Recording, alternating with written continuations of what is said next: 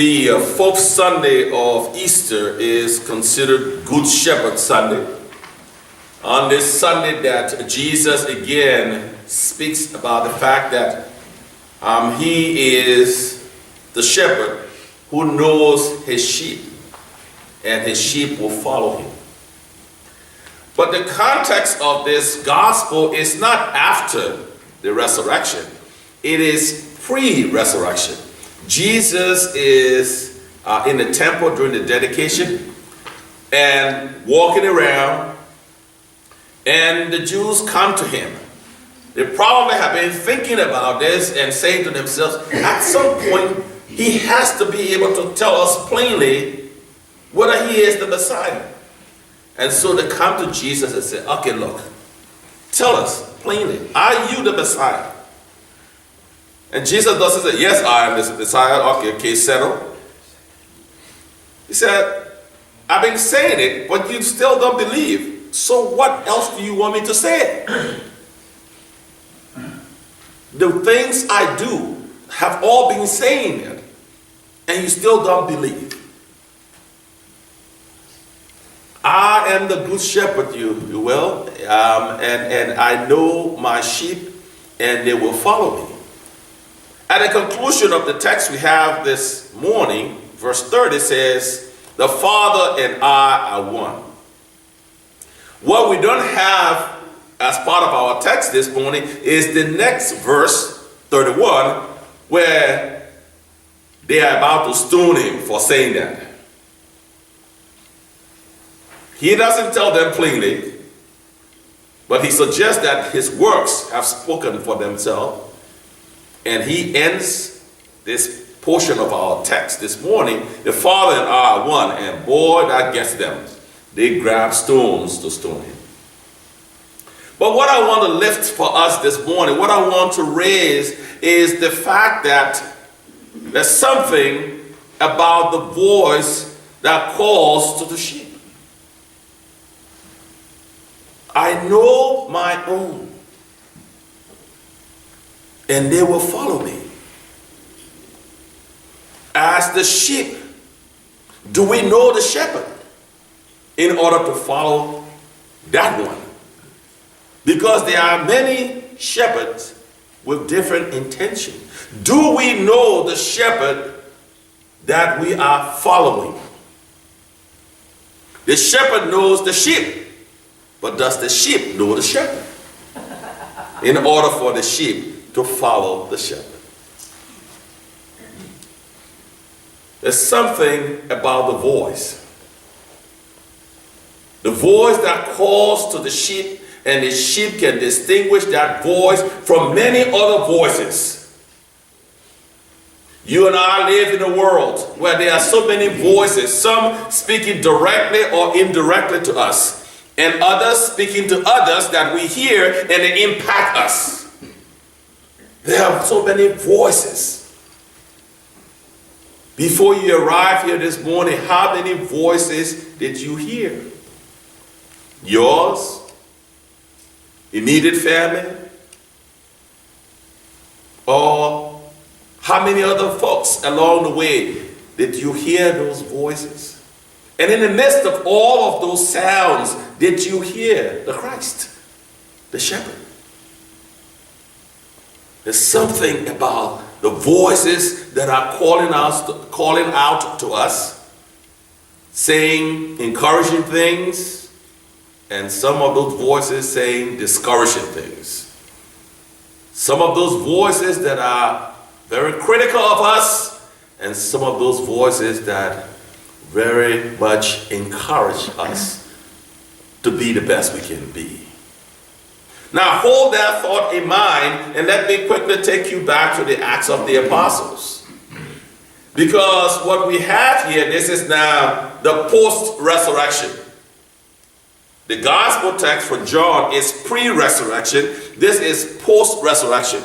Jesus is ascended, and the early church is beginning its move with the proclamation of the good news. And we hear that Peter is called because one of the faithful workers for Christ, if you will, has died.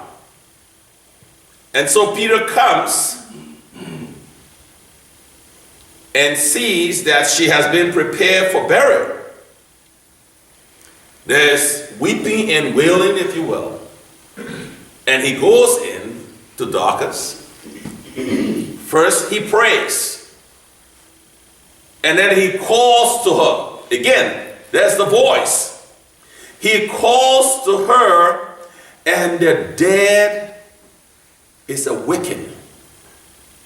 It is not the voice of the good shepherd this time. It's the voice of Peter calling to the one who has died, and she hears his voice and she's awakened.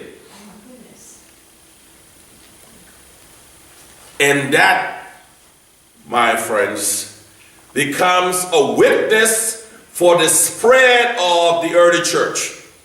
That, my friend, is power that could only come from above. That the one who was dead is now raised, and she's going to go back to her life, if you will. And the gospel is going to begin to impact the community. People are going to come to believe that there is power in this message that we are proclaiming. The one who died and rose and now sits at the right hand of power and intercedes for us has given us power to proclaim the good news. And what Peter has done is going to be sign for the folks who are around to say, my goodness, she was dead. Now she's alive. There is something in this message. The sound of the voice. The shepherd calls his own and they follow him. The shepherd speaks through his own and work of miracle is performed. It is not Peter. It is the one that Peter is proclaiming that has empowered him in my mind to do what he has done. And Dorcas, who was dead, is awakened. I don't know about you, but in any community, if someone is able to do that, he is going to demand a lot of attention. And if he's doing it in the name of Christ, there are going to be many followers of Christ because of the signs of wonders. It is about the voice. As you listen to my voice, is it just me that you are hearing? Or are you hearing God saying something to you through the words that I'm speaking to you this morning? Are you hearing from God the reassurance that you know, so that as you came into this space this morning, bringing into this space those concerns of life that you have carried for the last week, the last month, the last year, those concerns that you have brought into this space, do you hear God speaking to you through my voice? It is the sound of God's speaking to you. And I do not know what he is saying to you because I do not know what you have brought in here with you this morning.